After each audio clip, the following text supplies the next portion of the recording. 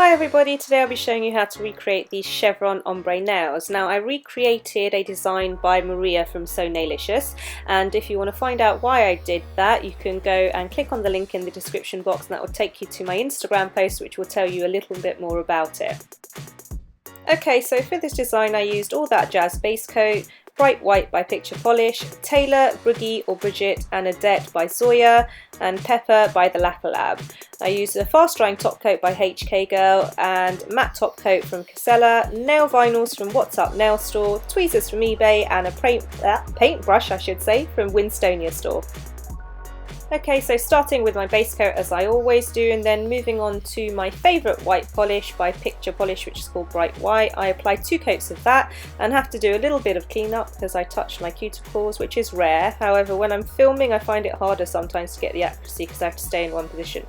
Anyway, as you can see it is perfect in 2 coats, and once I've applied those 2 coats I just leave that to dry for a couple of minutes before taking my fast drying top coat and applying that on top. Now I leave that for at least 20 minutes to dry because you want it to be completely dry before applying any of these nail vinyls. Otherwise, when you take the nail vinyls off and if the base polish isn't dry, it will pull it up, and you don't want to do that because that will ruin your money. Okay, so just position these onto the nail as you like, and reposition them as you can see I'm doing here, and then press down really firmly because you don't want any gaps. And then just starting with the lightest colour, I paint that onto the bottom of the nail, and then I just continue to move up through the colours until I get to the darkest.